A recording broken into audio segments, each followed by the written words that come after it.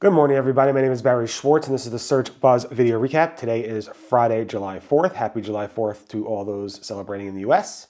And today we're talking about the June 2025 Google Core Update, other search ranking volatility from before that core update, Search Console Insights changes, and more. So stay tuned. And I'd like to thank our sponsor, Bruce Clay. Bruce Clay is one of the founding fathers of the SEO space, starting doing SEO in 1996. Bruce is big into SEO training, so check them out at seotraining.com. Also check them out at bruceclay.com, and also make sure to check out their new writing tool called prewriter.ai. It keeps getting better and updated every day.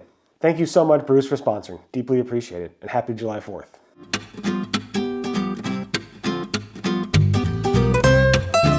Okay, so first up, the June 2025 Google Core Update has been released.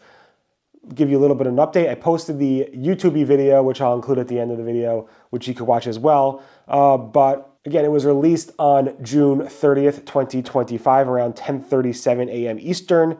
Google said this is a regular update, which they say generally, and they said it's designed to surface better, relevant, satisfying content for searchers from all types of sites. For Google to announce the core update, John Mueller basically said this is a bigger Google search update. Google has many Google search updates that they do not announce. I cover most of them as unconfirmed updates. It doesn't seem like anybody else covers those. But again, I cover them all, even when Google does not confirm them. And we'll go into some of the other ones. So I go through all the previous core updates and helpful content updates and all the unconfirmed updates in the past couple months or so. We didn't see search ranking volatility for this, core update until around, I think it was July 2nd, July 1st maybe. So around July 2nd, to be honest. And the tool started to spike on July 2nd. The chatter started to spike on July 2nd throughout the day, even through July 3rd. The tools themselves started to calm down on the 3rd and even on the 4th. It's much calmer today on the 4th of July for most of the tools, almost all of them. But all the tools pretty much spiked on July 2nd. Almost all the tools spiked on July 2nd. So we seem to see the early impact of this June 2025 core update on July 2nd. So when you're looking at your data, we're looking at that date to see what you see there. And of course, this update will take about 3 full weeks to roll out. So you might see updates and bigger updates across that time frame. Doesn't really help that it's rolling out on July 4th as well. But again, you could just probably try to ignore this weekend from July 4th forward just to see what's going on there. But rankings are rankings. And then talking about Google search ranking volatility, a couple days before the June 2025 core update was announced, we had some significant ranking volatility on June 28th. There was a lot of chatter. There was a lot of tools showing a lot of significant ranking volatility on Saturday, June 28th, the day after the last video. And what's interesting is that, again, we always see these types of spikes before these core updates, but Google will always say, when I ask them, and they said it off the record as well, I believe, to other people, that what we saw prior to the June 2025 core update, I guess we can call it the June 28th update, unconfirmed one, is unrelated to this core update, the June 2025 core update. So it's unrelated. Keep that in mind, but we definitely did see significant ranking volatility the Saturday before. And when I ask people, do you see volatility with the June core update, they will say yes, and they'll probably often cite the Saturday update, which was not related to this. And then Google announced Google Search Console Insights report has been updated. The Google Search Console Insights report was launched several years ago actually, and it was a standalone website. It was like a micro site for Search Console. Google finally brought it into the main site, the main Google Search Console site, as a separate tab.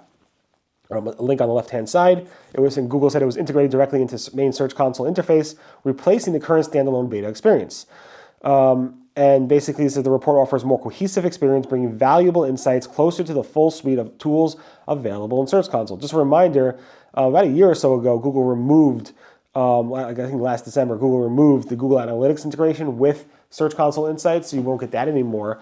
But there are some updated reports in there, so you can dig deeper into those types of things if you want. If nobody asked for it. People really want AI mode and AI overviews in there, but Google gave us the new updated Search Console Insights report instead. Google has promoted AI mode in multiple ways. Now they promoted AI mode with a doodle. Google emailed me, it's not a doodle. But basically, Google changed their homepage logo with an animation to promote AI mode on July 1st. It's away now because July 4th doodle is up. And when you click on it, it takes you kind of like into a promotion about AI mode. Google also is testing, obviously we covered this before, promoting it with using AI mode banners. We saw them also replace features in Chrome for it, and they tested putting AI mode buttons in place on the homepage throughout there. So when you click through it, it has this gradient, the whole AI gradient from Google, and Google's really pushing it. And like I said, Google's testing AI mode in the Google Chrome search bar, both on desktop and on Android. These were spotted by Venkat, who showed the desktop version, as well as other people who noticed the mobile version as well. So nice find there as well. Similarweb came out with data on 0 clicks, no clicks from Google Search. And since AI Overviews launched last May, from May of 2024 to May of 2025, so a year ago May, it was at 56% in terms of 0 clicks, and now we're at 69% for 0 clicks. It's growing significantly, as we discussed before, and it's new, over the past year because of AI overviews and people are not clicking as much. Now, I went on this whole rant about web thriving, studies, and Google questioning those studies, and the great decoupling. Just all the data points to people are clicking less from Google search when there are AI answers on those pages, despite what Google's trying to tell us that the web is thriving. Then I posted the July 2025 Google Webmaster report. It's a really great place to catch up. I posted it on July 2nd, so if you want to catch up really quickly on what happened over the past month at Google, specifically organic search, definitely take a look at that. Bing is testing replacing the first tab under the search bar where it has like all web, images, video, and so forth, by putting the Copilot Search button first, which is what Google does for AI mode. Now, Copilot Search is basically Bing's version of AI mode, I believe. And when AI mode launched, Google placed that one first before all the other tabs, despite Google dynamically listing things there as well. And with Copilot, Microsoft is testing putting the Copilot Search button before the web, images, video, and so forth. And they even replaced the all tab with the web version. This was spotted by Sachin Patel, nice find there as well. Google Ads is rolling out a new way to conduct broad match keyword experiments and A/B testing. Google wrote this is a new approach aimed at delivering faster results and reducing some common experimenting errors by diverting traffic and budget within existing campaigns. I'm sure that's what A/B testing is anyway. Anyway, this is spotted by Hannah over at PPC Newsfeed, and a lot of PPCers are really excited about this test, so definitely take a look at that. Also, in the Google Ads interface, there's a new segment type for AI Max. So this groups up with exact match, phrase match, broad match, and now there's a new one called AI Max. We discussed about AI Max replacing Search Max and so forth, but now it's actually in the reporting tool where you can actually segment by that in the search term reporting tool. Microsoft announced that they blocked over 1 billion ads in their transparency report and their ads report, and they also suspended over 475,000 advertisers' accounts over the past year. This is in comparison to Google's report that they blocked over 5 billion ads and suspended over 39 million advertiser accounts. So a lot of cool data there. I guess they're all trying to reduce spam and manipulation in their ad networks, and Microsoft and Google announced their report on that. Microsoft advertising is going to kind of like retire target CPA and target ROAS on August 4th. It's going to kind of be migrated into new bidding strategies. Instead, those bidding strategies were merged with the max conversion and max conversion value type. This is happening on August 4th, and this is announced by Nava Hopkins of Microsoft. So keep that in mind. Google did the same thing actually back in 2021, I believe. So it's not uncommon, but it does happen.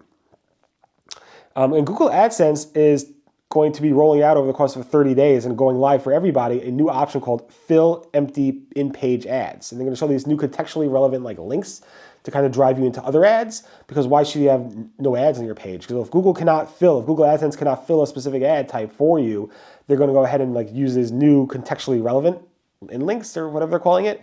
And this is an option you can turn on by yourself right now by adding what's called a fill empty in-page ads. That's an option. But in 30 days, everybody's going to have it on by default. You can always turn it off if you want to. There's options to turn it off in the settings in AdSense, so keep that in mind. And then Microsoft announced that they're going to be laying off 9,000 employees. That's about 4% of their workforce. I believe this is mostly impacting the gaming division, the Xbox division, and not the search or ad team, at least from what I'm understanding. So that's good, I guess, for people we know. But layoffs are layoffs, and they're never really that good. And then Cloudflare announced some major news around blocking AI crawlers by default, actually. Cloudflare basically said any new account that signs up with them will block AI crawlers by default. Those existing accounts could actually turn on this toggle to block AI bots.